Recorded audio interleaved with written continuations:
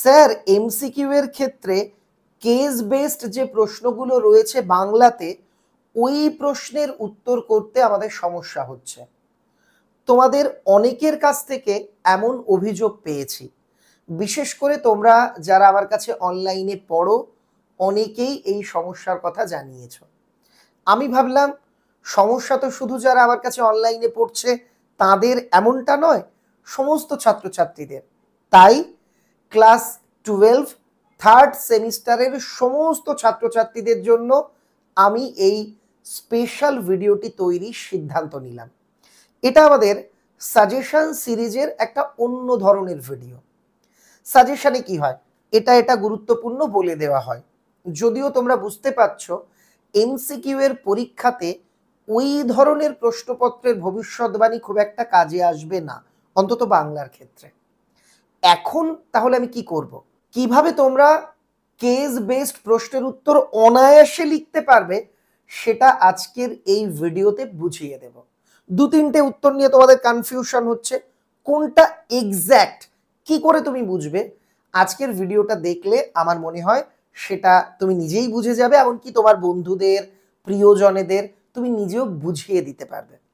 এজন্য ভিডিওটা সম্পূর্ণ দেখো, ভালো লাগলে লাইক করো, সম্রাট এক্সক্লুসিভ চ্যানেলকে সাবস্ক্রাইব করে রাখতে ভুলো না। আর যারা সম্রাট এক্সক্লুসিভ বাংলা সাজেশন বইটি সংগ্রহ করেছিলে তোমাদের জন্য একটা সংশোধনী পিডিএফ, অর্থাৎ কিছু ছাপার ভুল নজরে এসেছিল তার সংশোধনী পিডিএফ লিংক ফার্স্ট কমেন্ট আর ডেসক্রিপশনে দিয়ে দিলাম, সেখান থেকে অবশ্যই সংশোধনী পিডিএফটা তোমরা ডাউনলোড করে নিও।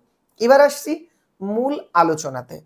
আমি টেস্ট পেপার থেকে কিছু case based question note down করে নিয়েছি, সেটার অপশানগুলো লিখে নিয়েছি, সেটাই আজকের এই ভিডিওতে আলোচনা করব এবং বলে দেব কেন এই উত্তর হলো এবং কেন অন্যটা হলো না। আজকের ভিডিওটা খুব ইন্টারেস্টিং, তাই তো? কারা কারা এই ধরনের প্রশ্ন নিয়ে সমস্যায় পড়ছিলে আমাকে কমেন্টে লিখে জানিও। প্রথম প্রশ্ন, মহারাজ জিজ্ঞেস করিলেন মুখুজ্জে মশাই ও হাতিটি কার? মুখুজ্জে বিনীতভাবে বলিলেন, আগে হুজুর বাহাদুরেরই হাতি। এই যে বক্তব্য, এটা কোট করে বলা হলো। মুখুজ্জের এই বক্তব্যের মধ্যে দিয়ে তার চরিত্রের কোন দিকটি ধরা পড়েছে? শ্লেষ, দাম্ভিকতা, উগ্রতা, আভিজাত্য। খুব ভালো করে বুঝতে হবে, তোমার এখানে দু তিনটে জিনিস নিয়ে কনফিউশন হচ্ছে যে বক্তব্যটা কি, আগে হুজুর বাহাদুরেরই হাতি মানে আগে আপনারই হাতি। এটার মধ্যে দিয়ে তিনি কি অহংকারী মতন বলেছেন আপনার হাতি, নাকি একটু উগ্র হয়ে বলেছেন, নাকি একটু শ্লেষ অর্থাৎ ব্যঙ্গ বিদ্রুপ করেছেন, নাকি নিজের বড় লোকিপনা আর কি দেখিয়েছেন? এই উত্তরটা ঠিক মতো বুঝতে গেলে দিতে গেলে তোমাকে বাংলার প্র্যাকটিক্যাল ক্লাস করতে হবে। স্যার আপনি কি পাগল হয়ে গেছেন? ফিজিক্স, কেমিস্ট্রি, বায়োলজি আর জিওগ্রাফির প্র্যাকটিক্যাল হয়, বাংলার হয়? হয়।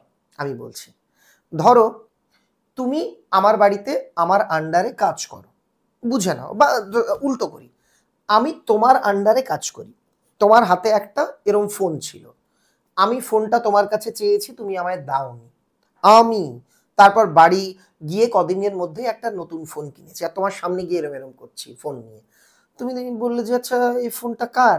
আমি বললাম আমি তোমার, তুমি আমায় মাইনে দিয়ে আমার সংসার চালাও, এই ফোন তোমার। এই কথার মধ্যে দিয়ে আমি কি বোঝাতে চাইলাম? এই ফোনটা তোমার, এটার মধ্যে দিয়ে আমি বোঝাতে চেয়েছি আমি কত বড় লোক? না, কারণ আমি তো তোমার আন্ডারেই কাজ করি, তাই তোমার কাছে আভিজাত্য প্রদর্শনের তো আমার আর কি অবকাশ নেই।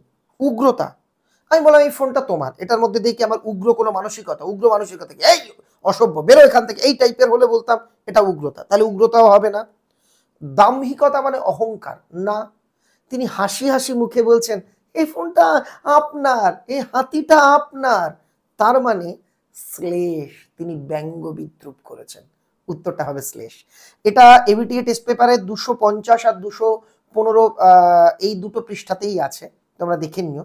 নেক্সট আর একটা বলি, গরুর গাড়িতে চড়ে আমি যাব না, যদি হাতি চড়ে যেতে পারি তবেই যাব, নইলে এ বিবাহে আমার পক্ষে যাওয়াই হবে না। ওই এবিটিএ টেস্ট পেপারে 225 পেজ নাগাদ এই প্রশ্নটা আছে। এই যে কথা, আমি যদি চাই হাতিতে করেই যাব, না হলে আমি যাব না। এটার মধ্যে দিয়ে কি দাম্ভিকতা মানে অহংকার কিছুটা কিন্তু বোঝা যাচ্ছে। ঈর্ষাপরায়ণতা, হিংসা একেবারেই না। ঈর্ষাপরায়ণতা কাকে বলে?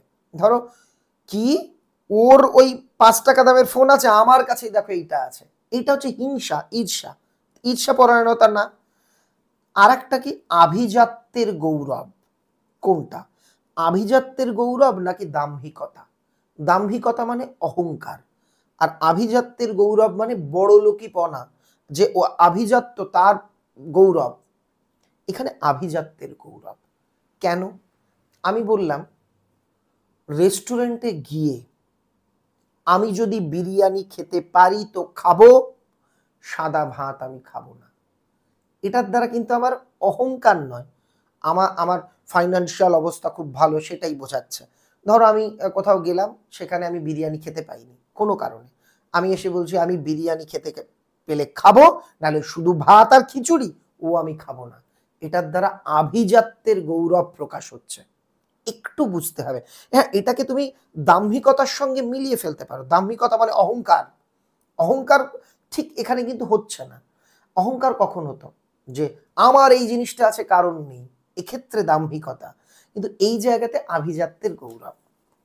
পরের প্রশ্ন, আদর যাও মা বামুনহাটের মেলা দেখে এসো, প্রাণ ধরিয়া বিদায়বাণী উচ্চারণ করিতে পারিলেন না। দুঃখে উদ্বেগে দুঃখে এই কথাগুলোর এই ছলনাটুকুর আশ্রয় নিলেন। যাও মা মেলা দেখে এসো, তিনি বিদায়বাণী উচ্চারণ করতে পারলেন না যে তোকে আজ বেচতে পাঠাচ্ছি, যা মা চলে যা। তিনি ছলনার আশ্রয় নিলেন। এর দ্বারা কি বোঝাচ্ছে? তার ভালোবাসা, বিদ্বেষ মানে রাগ, রাগ তো একেবারেই না, ঘৃণা একেবারেই হাতির প্রতি ঘৃণা ছিল না, নাকি অতিশয় বেদনা? তাহলে আটকাচ্ছে ভালোবাসা নাকি বেদনা? এই জায়গাতে বুঝতে হবে। আমি কাউকে বলছি, মিথ্যেটা বলতে পারছি না। ধরো কথার কথা সিচুয়েশনটা এইরকম, প্রিয়জনের বিয়ে, তো আমি এইভাবে বলছে যাও ভালো থেকো সুখে থেকো, আর জানি না কোনোদিন দেখা হবে কিনা। এই জায়গাতে কি মনের ভেতরের লুকোনো বেদনাটা ফুটে উঠছে, ভালোবাসা না। ধরো তুমি যাকে ভালোবাসো, বিদায়বাণী তার উদ্দেশ্যে গিয়ে বলবে যে যে যাও ঘুরে এসো, একটুখানি সত্যি কথা মুখ দিয়ে বলতে পারছো না, বুকটা ফেটে যাচ্ছে, কিন্তু একটু ছলনার আশ্রয় নিচ্ছ, যে ঠিক আছে যাও একটু ঘুরে টুরে এসো। তোমরা কখন ছলনার আশ্রয় নাও? যে ঠিক আছে নতুন জীবন ভালো কাটিও, আনন্দে থেকো, ঠিক এইভাবে। তাহলে অতিশয় বেদনা, এখানে ভালোবাসা থেকেও বেশি প্রকাশিত হয়েছে মনের ভেতরের বেদনা, লুকিয়ে থাকা যন্ত্রণাটা। বুঝতে পেরেছো? কেমন লাগছে এই আকর্ষণীয় ক্লাস? গোটা ইউটিউবে কেস বেসড প্রশ্নের উত্তর কেমন ভাবে লিখতে হয় এটা নিয়ে আশা করি ভিডিও নেই।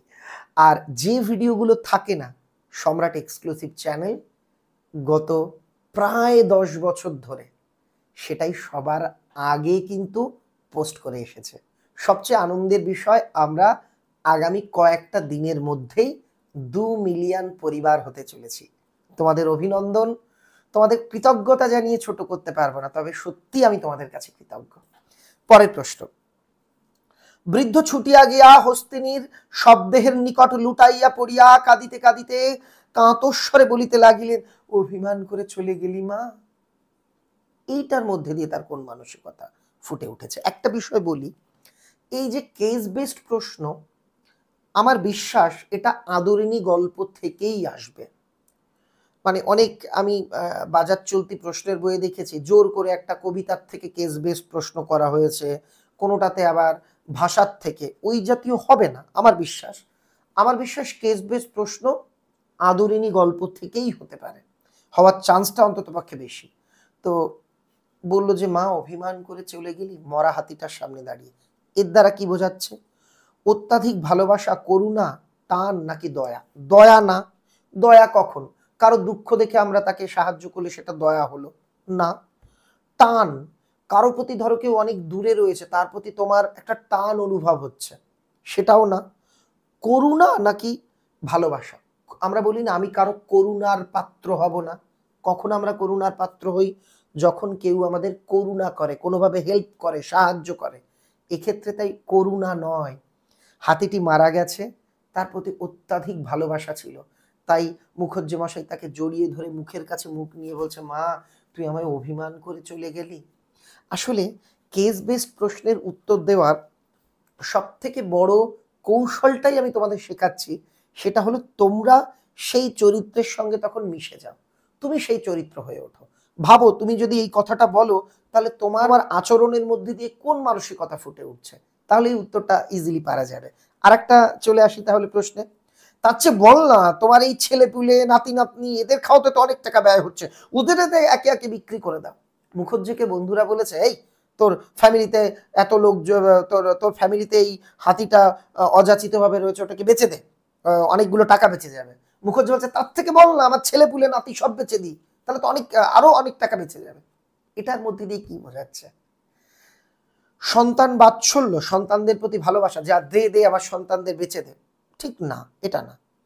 দয়া মায়া, সন্তানদের প্রতি দয়া মায়া মমতা, তাই বলছে তাও না। নাকি বাস্তব দূরদৃষ্টি, যে হ্যাঁ হ্যাঁ ঠিক, ওই একটা হাতি বেচলে অল্প টাকা বাঁচবে, তার থেকে অনেকগুলো লোক আমরা বাড়ি থেকে বেঁচে দিই, তাহলে অনেকগুলো টাকা বাঁচবে, এটা তো মোটেই না। তাহলে কি? তির্যক কটাক্ষ। তোমাকে কোনো এক বন্ধু বলল যে এটা এরম না, দেখ তোদের ফ্যামিলিতে তোর এই যে যে পোষা কুকুরটা শুধু শুধু রয়েছে, শুধু শুধু টাকা নষ্ট করে, এটাকে বেচে দে, এ বেচে দিলে অনেকগুলো টাকা সেভ হবে, এই মাসে মাসে বিদেশি কুকুর এত টাকা খরচ করতে হয় এর পেছনে। তুমি বলে, হ্যাঁ তার থেকে বল না আমার ভাইটাকে বেচে দিই, ও তো বাড়িতে অনেক টাকার দুধ খায়, তাহলে ওকে বেচে দিই। এইটার মধ্যে দিয়ে কি? তির্যক কটাক্ষ, মানে একটুখানি বাঁকা ভাবে তাকে কটাক্ষ করা, এইটা। আর একটা প্রশ্ন, এগুলো সবই টেস্ট পেপার থেকে আমি তোমাদের জন্য বাছাই করেছি। সর্বশুদ্ধ 1700 টাকা ব্যয় করিয়া এই 5 টাকার জরিমানার হুকুম রহিত করিয়াছিল। তার মানে ওই জায়গা থেকে মুখুজ্জে মশাই 5 টাকার যে একটা তার জরিমানা হয়েছিল, সেই জরিমানা রোধ করার জন্য তিনি হাইকোর্ট পর্যন্ত লড়ে 1700 টাকা খরচ করেছিলেন। এর মধ্যে দিয়ে তার কোন মানসিকতা আমরা বুঝতে পারছি? লড়াকু মানসিকতা। কিন্তু অপশানে এটা নেই। আছে ন্যায় বিচারের জন্য সর্বস্বপণ, নাকি অসঙ্গতির বিরুদ্ধে প্রতিবাদ, নাকি দাম্ভিকতা। দাম্ভিকতা মানে অহংকার, অহংকার না। এবার তোমাদের এই দুটো নিয়ে কনফিউশন। অসঙ্গতির বিরুদ্ধে কি প্রতিবাদ, নাকি এটা ন্যায়ের বিরুদ্ধে সর্বস্বপণ? প্রতিবাদ কি? অসঙ্গতির বিরুদ্ধে প্রতিবাদ কোনটা? অসঙ্গতি, ওনার সঙ্গে অন্যায় হয়েছে, 5 টাকা ওনার কাছ থেকে জরিমানা চাওয়া হয়েছে, উনি একটা বড় মিছিল করেছেন বা অনশন করছেন বা কোর্টের সামনে বসে রয়েছেন, প্রতিবাদ দেখাচ্ছেন, এটা হলে হতো যে তিনি অসঙ্গতির বিরুদ্ধে প্রতিবাদ করেছেন। কিন্তু প্রতিবাদ নয়, তিনি লড়াই করেছেন, ন্যায় বিচারের জন্য সবকিছু পালন করেছেন। টাকা নষ্ট হয় হোক, কিন্তু আমি ন্যায় বিচার পাবো। তো এটা হবে ন্যায় বিচারের জন্য সর্বস্বপণ। আরো একটা বলি লাস্ট, তাহলে বিষয়টা আশা করি তোমাদের কাছে পরিষ্কার হবে। আচ্ছা একটা কথা মন থেকে বলবে, এই যে আমি বুঝিয়ে দিলাম, তোমাদের কি বিষয়টা পরিষ্কার হয়ে গেল? আর হ্যাঁ, বাংলা ভাষা প্রবন্ধটা আমার আলোচনা করে দিতে হবে, তাই তো? কথা দিলাম উইদিন 5 days সম্রাট এক্সক্লুসিভ চ্যানেলে বাংলা ভাষার সম্পূর্ণ আলোচনা তোমরা পেয়ে যাবে। আর কি স্বামীজির যে প্রবন্ধটা রয়েছে, তোর জন্য সন্দেশ নিয়ে যাব, রসগোল্লা নিয়ে যাব, যতদিন বেঁচে থাকবো তোকে কি ভুলতে পারবো? এই কথাটা কখন বললো? যে বলছে যে তুই বিক্রি হয়ে যাওয়ার পর যতদিন পারি তোর কাছে যাব, তোর জন্য খাবার নিয়ে যাবো ইত্যাদি। এটার মধ্যে দিয়ে কি? ভালোবাসা, মায়া, দুঃখ, দয়া। দয়া নয়। দয়া কেউ দুঃখে আছে তাকে কিছু দেওয়া দয়া, এটা দয়া নয়। দুঃখ মনে যাচ্ছে, তার জন্য আমি বলছি তোর জন্য এটা নিয়ে যাবো, এটাও হবে না। এটা কি ভালোবাসা নাকি মায়া? একজন আমাদের ছেড়ে চলে গেছে, আমরা তার কাছে যাব, আমি তার কাছে উপহার নিয়ে যাব, এটা কি ভালোবাসা না মায়া? একটু সূক্ষ্ম মাথায় ভাবো। মায়া। মায়ার টানে একজনের কাছে যাব, তাই এখানে উত্তর হবে মায়া। বিষয়টা একটু মাথা খাটাতে হবে, বুঝেছো? আশা করি তোমাদের পরীক্ষা ভালো হবে, আর কেস বেসড প্রশ্ন তোমরা প্রত্যেকে সঠিক উত্তর লিখে আসতে পারবে এই প্রশ্নের, আর এই প্রশ্ন নিয়ে কোনো সমস্যা থাকবে না। আজকে তবে চলি, দেখা হচ্ছে খুব তাড়াতাড়ি পরবর্তী ভিডিওতে। আজকের ভিডিওটা দেখবার জন্য অনেক অনেক ধন্যবাদ। সম্ভব হলে বন্ধুদের মধ্যে শেয়ার করে দিও, যাতে সবাই এই কনফিউশনে যারা রয়েছে যে কেস বেস কেমন ভাবে করব, যাতে তারা এই কনফিউশন থেকে বেরিয়ে আসতে পারে। Thank you very much.